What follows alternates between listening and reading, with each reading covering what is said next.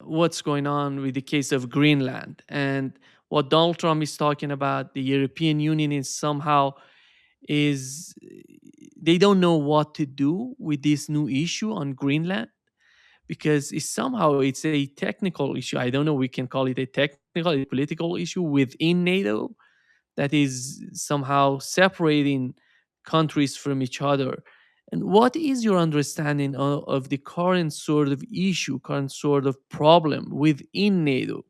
Because yesterday we had an interview on MSNBC with his U.S.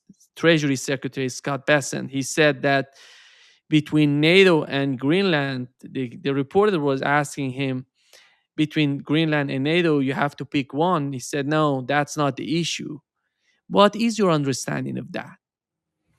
Well, first of all, we have to notice that it's not the first time you have such a problem within NATO, because you already had the case of Cyprus, which is an example where you have one country claiming the territory of another NATO country. And in that case, that was Turkey, Greece.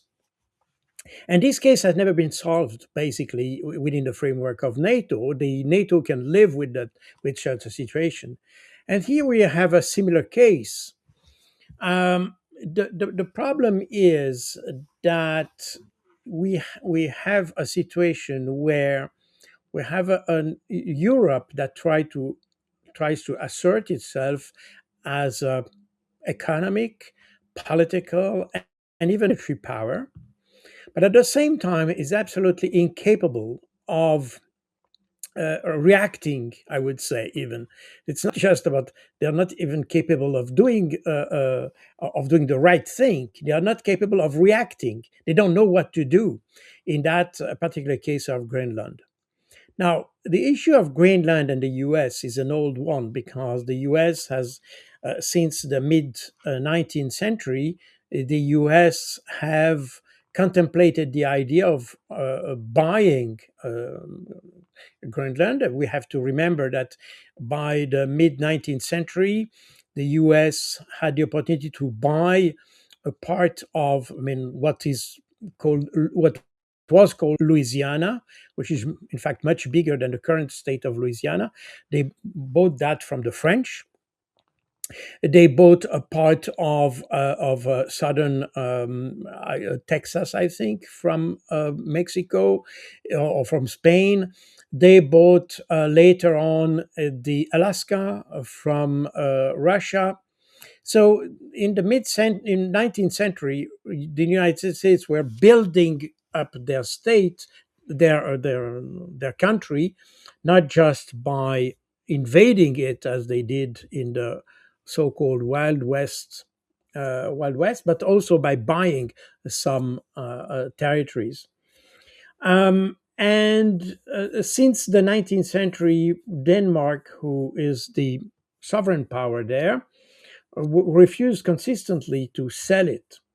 Now, what is new today is that the US, beyond going to make an aggressive purchase offer, is also making kind of blackmail over Europe at large and Denmark in order to get this territory.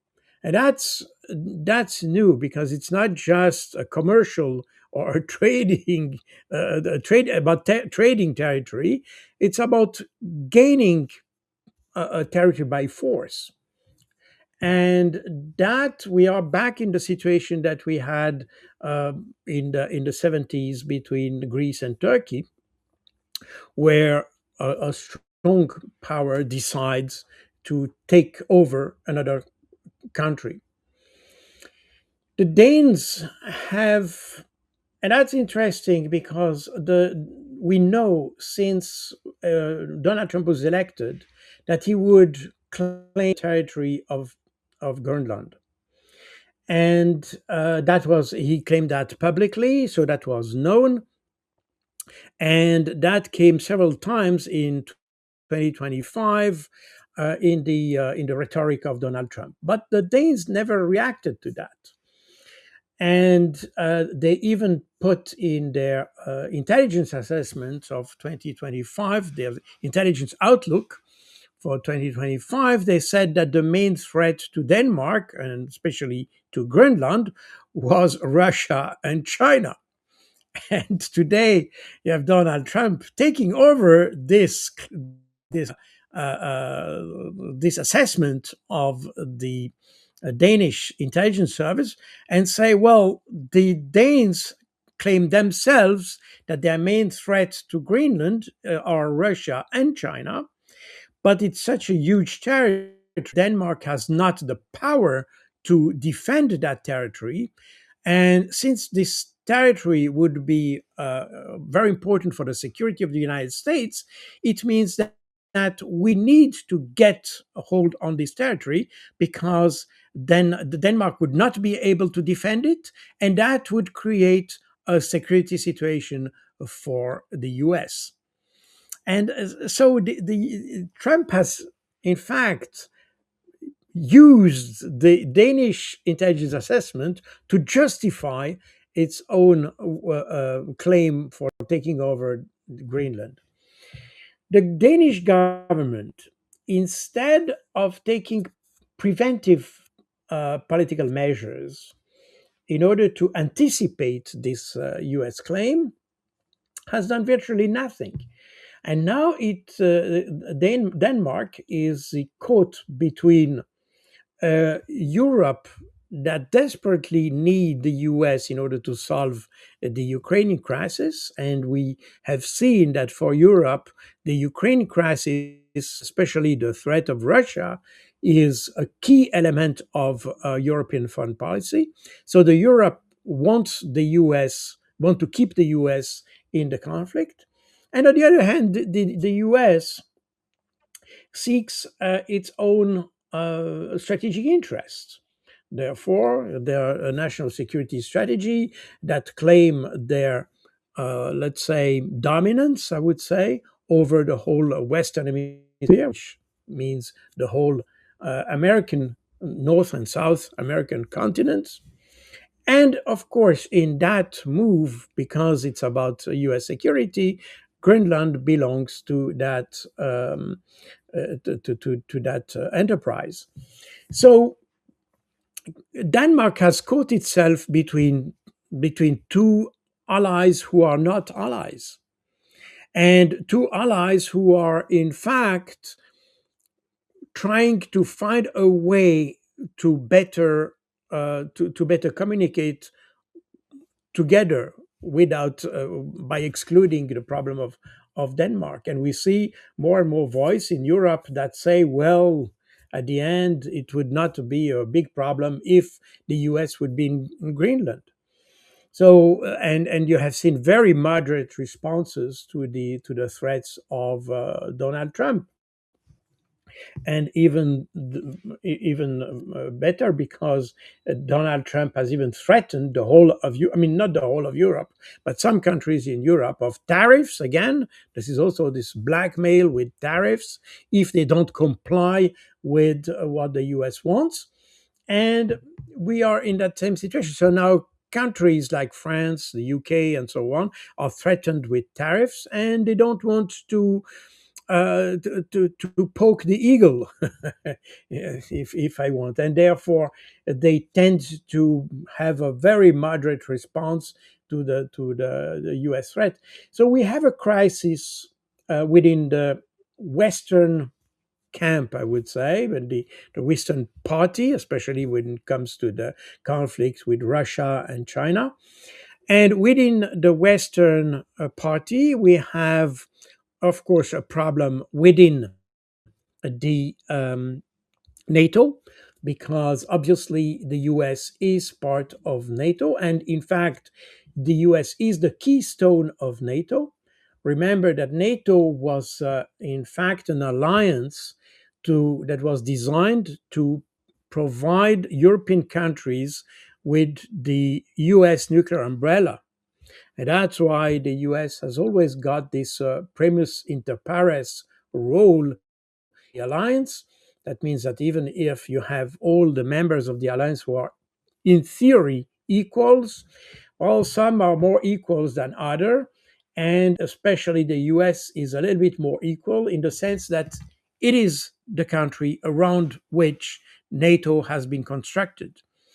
So, therefore, the Europeans cannot afford to have a collapse of NATO because that would mean that they lose the nuclear umbrella that they desperately need, especially now when they claim this threat of Russia and things like this. So now they are caught between their narrative and the interest of the United States. And it's also in the EU because, as I said before, the EU now is trying to portray itself not just as an economic power, but also as a political and military power. And that was the whole issue of this policy or initiative, I would say, from Ursula von der Leyen to have this called rearm Europe with huge investment in for the military-industrial complex of European countries and things like this, meaning that Europe again is caught itself between what it wants to do and what it is able to do and what it wants to do because they understand that the US might at some point have separate interests than Europe, and that's a rationale for having a militarized, or let's say the Europe as a military power in itself. But at the same time, they understand that in the meantime, they still need the nuclear power of the US, and they especially need the influence of the US, because even if the Europe claims to be also a political power, it is not. And we have seen that when it comes to foreign policy, Europe is extremely weak, has in fact not achieved any kind of result. Look at all the crises we have witnessed in the last 2 or 3 years: Palestine, Iran, Pakistan, and India, China, and so on. We have a lot of crises, Taiwan, and all that. So all these crises, and of course the one in Ukraine, and in none of these crises, Europe has been able to show that it has a voice in a credible voice to solve the problem. So we have here um, a Europe that is claiming to be a power but is not. The US, who claims to be an ally of the West, but in fact works for its own interests. And remember, I don't remember which French politician used to say that the countries or states do not have friends, they have interests. And that's exactly what we have here with the United States. Remember that the key word of Donald Trump during his whole presidential campaign was "Make America Great Again." That was not "Make the West Great Again." Was not "Make Europe Great Again." It was "Make America Great Again." And obviously, United States is. For good or bad and bad reason, by the way, is a competitor of the Europe. And since Donald Trump is a businessman, there's obviously not much sentiment in his approach to the competition. It's just the Darwinist view, the strongest wins. And that's exactly, by the way, what Scott Bessent said when it came to Greenland. He said exactly that. We are the strongest, so we decide, period. You don't have the mean to defend Greenland against China, Russia. We can, therefore, we have the sovereignty over that, and we claim the sovereignty. So we are exactly in a very similar situation that we had with Venezuela. And here again, this is another crisis where Europe could have shown a different set of interests than the US. I mean, we understand that the US was claiming its own economic interest and all that, but EU could have claimed its values. I mean, that's EU is supporting Ukraine against Russia based on its so called values.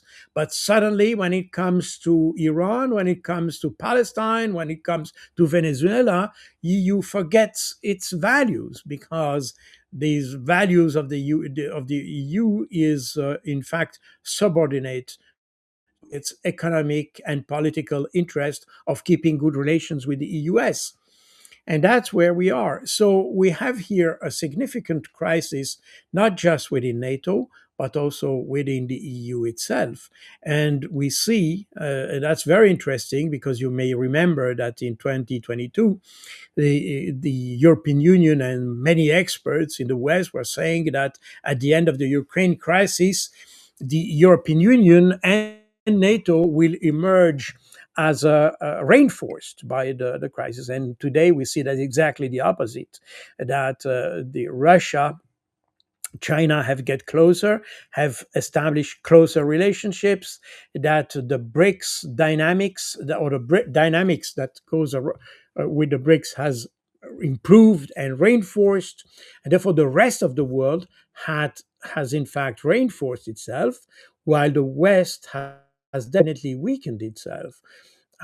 So it's a kind of a paradoxical situation that we are witnessing today, and I think one of the major crises we have had in NATO since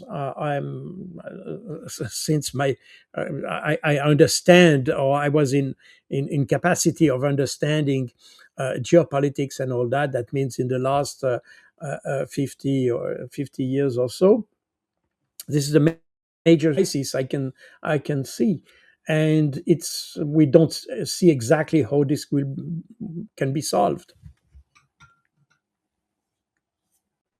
Carl, let me ask you something else that is related to what's going on in Greenland, which is the situation in Ukraine. We know that Europe has, transferred all the weapons, the majority of weapons they had, to Ukraine to fight Russia in Ukraine. And right now they're thinking that they may want to defend Greenland, which is, in my opinion, that's not going to happen. But is Europe going totally dependent on the United States? And what is the future for Europe in that case? It's not just on in the case of weapons, in the case of the energy, the oil. And if they go totally dependent on the United States, what is the future if the United States tomorrow decides to put sanctions on Europe? Who's going to provide them with energy? Well, this is the problem and the lack of strategic vision of Europe. By cutting itself from the cheap Russian energy, Europe has increased its dependency on the United States. Europe is not dependent on Russia, or was not dependent on Russia. It is dependent on energy. Europe has no energy, basically, and relies on external suppliers. And in the early 70s, this dependency on the Middle East has been highlighted, and that's also the reason why the Europe increased its relationships with Soviet Union at that time. And it's important to remind people that since the late 60s, Soviet Union was supplying Europe with cheap oil and cheap gas. And even during the Cold War, the Soviet Union has never stopped its supplies of oil and gas of Europe, even if we were during the Cold War. As a matter of fact, the Soviets and now the Russians have always made a clear distinction between what is military strategic, if you want, and what is economic or trade related. And they never mixed the two. So they had contracts with for the supply of energy to Europe, and they always kept this contract. They never denounced this contract. This is the Europeans, in fact, that especially after 2014, the Europeans started to play this relationship in energy in terms to not blackmail the Russians, but in order to make pressure, to put pressure on Russia for some reason. And that ended up in 2022 with the cutting of all energy. I mean, just take the example, which is less known, but it's still an example of the Baltic states, who used to be integrated in the same power grid as Russia, and therefore these countries benefited from very cheap electricity coming from Russia. And in 2025, they decided to stop this relationship and to cut their supply from Russia and to turn on European energy. As a result, now they pay the electricity three times the price they paid to the Russians, even if the Russians never threatened. I mean, with that, I'm talking about 2025. And before that, the Russians have never threatened to use electricity or this supply of electricity for political purposes. But just on ideological ground, the Baltic state decided to cut the energy. And now the problem is that the energy is much too expensive. And that has led to some difficulties in the industry of the Baltic states, exactly the same thing as we have seen in Germany, where some companies lose their competitiveness because of the high price of basic supply to produce items. So we have here in Europe, they systematically cut themselves from cheap energy, and with the idea of relying more on the US, with the idea that the US would always uh, be their ally. And politically, it might be that the US remain the ally of Europe. But on other aspects, such as economy and things like this, these are things that the US will seeks its own interest, not the interest of Europe. Europe is a competitor of the US. And here it's also interesting to see the comparison. US and Europe are competitors, while Europe and Russia were never competitors. In fact, they were complementary.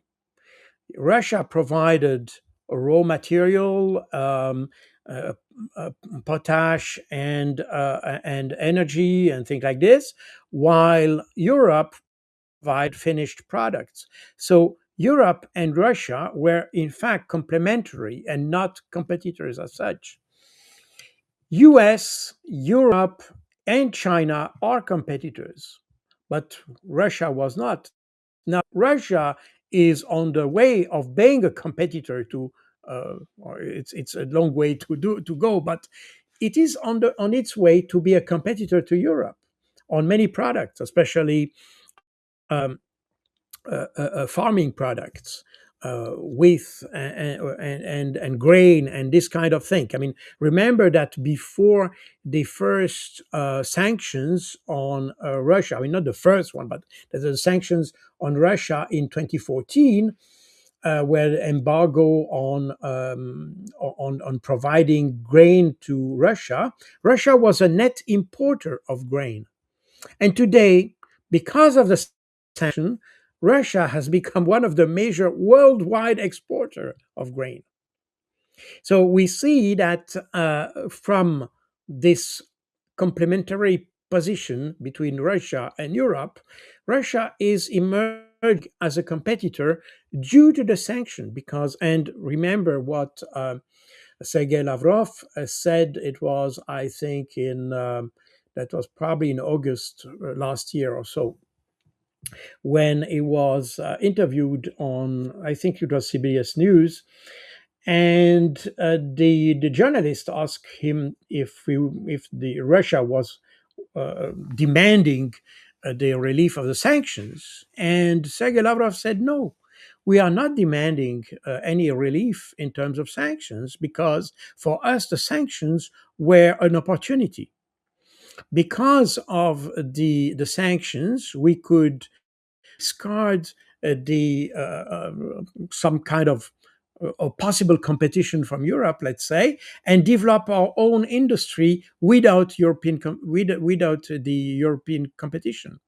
Meaning that, in fact, the sanctions have acted as a protective or protectionist measure to develop some industries in Russia.